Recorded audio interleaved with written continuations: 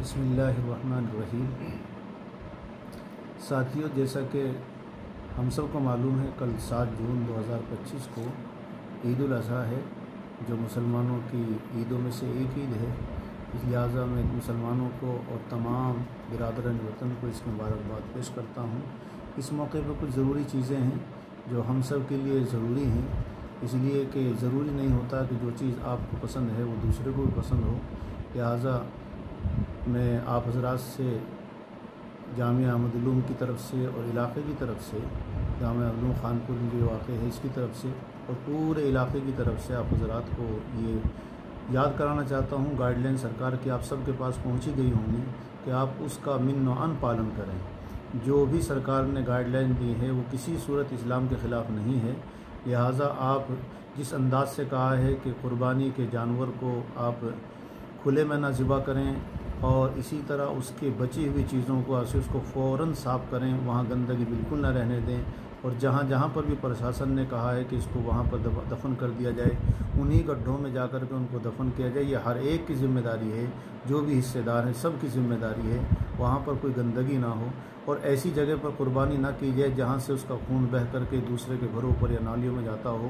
اس کے اوپر سخت طریقے سے پابندی لگائیں، اپنے محلے میں بھی، اپنے علاقے میں بھی، اور اس کا خاص طور سے خیال رکھیں۔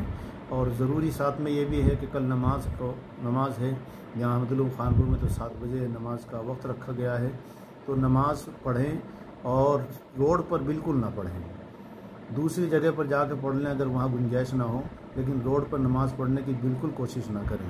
لہٰذا آپ حضرات سے یہی درخواست ہے، اور ساتھ میں یہ ہے کہ آپ ان کی چیزوں کو اپنے گھروں میں کھائیں گے، پکائیں گے، لیکن کھانے پکانے کے بعد کوئی بھی اس کی بچی ہوئی چیزیں روڈ پر بالکل نہ پھینکیں، ڈسٹ بن وغیرہ میں ہی رکھیں، اور جہاں پر اس کے پھینکنے کی جگہ ہے وہیں پر اس کو پھینک کے دفن کریں، کسی اور کے سامنے وہ چیز نہ آنے پائے۔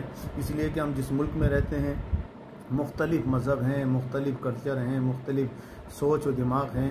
ایسے موقع کے اوپر کچھ شرارتی آدمی بھی ہوتے ہیں، کسی بھی جانب کے ہو سکتے ہیں، وہ اس میں شرارت کر سکتے ہیں۔ اس سے بالکل یا پرہیز کریں، نہ کسی کے واٹس ایپ پر کسی کے کہنے سے اور کسی سننے سے کسی افواہ پر کوئی دھیان نہ دیں، اور ایسے موقع کا خاص طور سے خیال رکھیں۔ عید منائیں، دوسروں کو اس میں شریک کریں، کسی بھی برادران وطن کو آپ کے ہمارے مذہب سے تکلیف نہ ہونی چاہیے، بالکل بھی گھروں کے آس پاس بدبو کا کوئی نام و نشان نہ ہو۔